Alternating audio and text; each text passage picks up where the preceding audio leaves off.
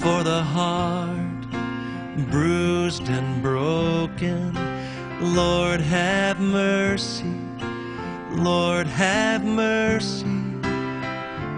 For the prayer left unspoken, Lord have mercy, Lord have Bote na bino ba landi émission na biso magazine La Vie Familiale. Na sepeli koya lisusu na kati ya bandako na bino eza privilège monene nazozwa yango à la légèreté.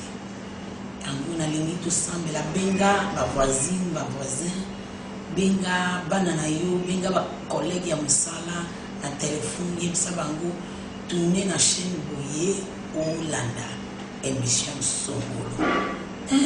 Nzambe opambola yo mpona mapamboli na bango soki yo ozopambola na émission boyo il faut que la souci ya baninga po bango pe bapambola nani na kati na biso ya yebite libotas moko bien mibale o bazo traverser des moments difficiles na kati ya libala na bango na lingi to sambela papa na kombo na Yesu olobi yo nde ebandeli esuka makambo yoso papa to yambi yo obanda elongo na biso na nzela ya molimo na yo santo banda na biso kende na biso kino na suka utiliser émission yo pour na but oyo établi yango kokangola mabota kobikisa baker blessé kopesa pole mpona baoyo bazotambola kati ya libala na confusion totale baza na bonne volonté ya kosala oyo esengeli mais bayebi te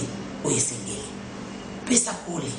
Car il est écrit, l'entrée de ta parole illumine notre être. Et laisse que ta parole nous apporte la délivrance, la guérison. Pour que la gloire te revienne et la joie reste le nôtre. Au nom puissant de Jésus. Amen. Ah, merci de konanga yo mutoruti kokota kopimate ko changer chaîne te. Nous santo ayebi pour la nini kokota na émission. Fanda pour quelques minutes, mais la pété, les investissements malams. Semaine où il est kaki, tout banda qui serait à Sika, bâti un foyer, c'est la vie des combats spirituels. Tout banda qui kolimbo la ke, tout banda qui kolimbo la été, naibandeli la vie, à l'origine de la vie. Inconsciemment,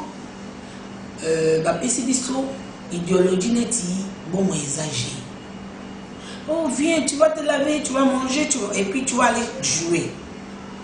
Kino to komina âge moko idéologie wana ezokende kaka l'enfance, l'adolescence, jeunesse gutu tikana.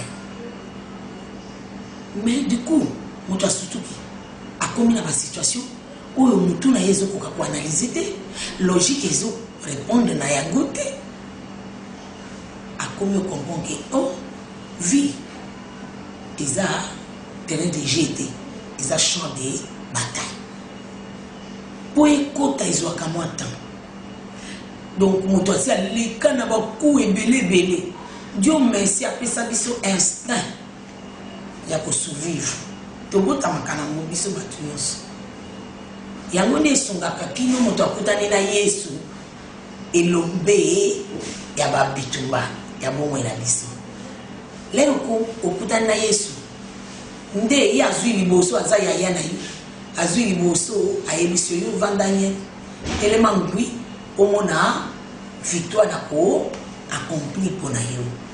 Oh, le bataille n'est pas à toi mais à l'Éternel. nde topartageaki semaine oyo elekalaki.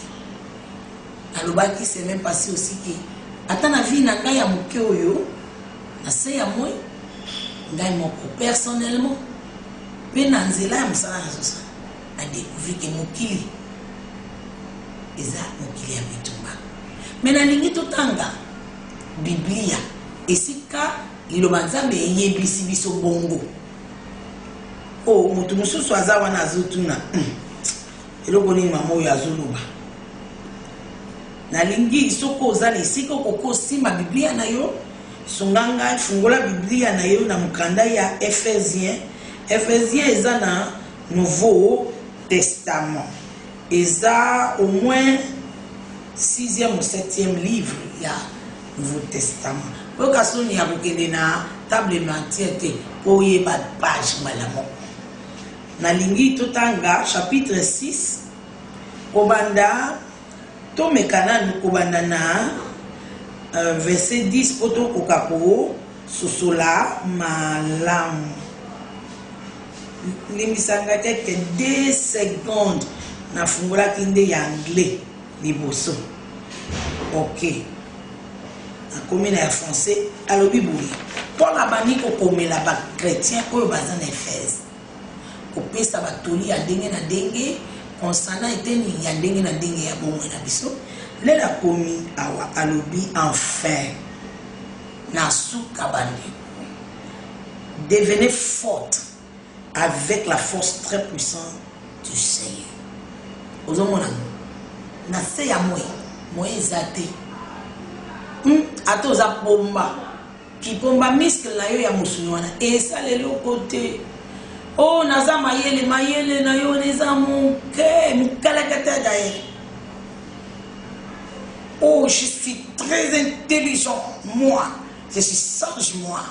Nyuso wana eza amba par rapport ya bitumba oyo etelemela kabiso na seya moi yango c'est même passé na lobby pour longa bitumba oyo surtout na likambo ya kobati foyer ya kimia il faut oyamba Yesu lokola kolope mobikisi na bandeli yango lelo nsusu oza wana oyambi Yesu lokola kolope mobikisi na nte ndeko na ngai ngonga epele opportunité epesa milia yo oza besoin ya kozala na studio na ngate kaka place ozali mwana belela yebisa Yesu Masia na yoki sango ya makambo saleli ngai ozwi etu munanga na ekusu Nzambe asepisi yo 3e jour pona ko justifier ngai na dimi musala yonso sali mwana pona ngai na yambi yo kolope mobokisi na ngai kota na bomwe na ngai limbisanga masumu yonso petolanga na makila na yo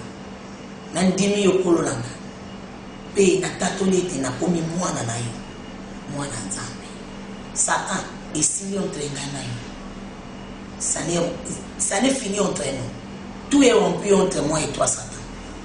Maintenant, je confesse que je m'appartiens à Jésus-Christ, le Seigneur du Seigneur. Dis-moi que je suis ce que vous dites dans la Bible, lobby, pe munoko na yo tatoli yango obekisana. Wana okomona ngona mukanda ya Romains 8 verset 9 et 10. Et soko tatoli yango ko uta na motema Nzambe andimia. Enfin, devenez forte. Tozongeli verset tozotanga Ephésiens chapitre 6 tozobanana verset 10. Enfin, deviens forte avec la force très puissante du Seigneur. Prenez avec vous tous les armées de Dieu pour pouvoir résister aux pièges de l'esprit du mal. Nalingi kutu version oyo. Abengi yango esprit du mal. Omoni nase ya moye ennemi ya mutu eza mutu te. Eza esprit du mal. Mais esprit nyonso ezala ya Nzambe eza ya du mal.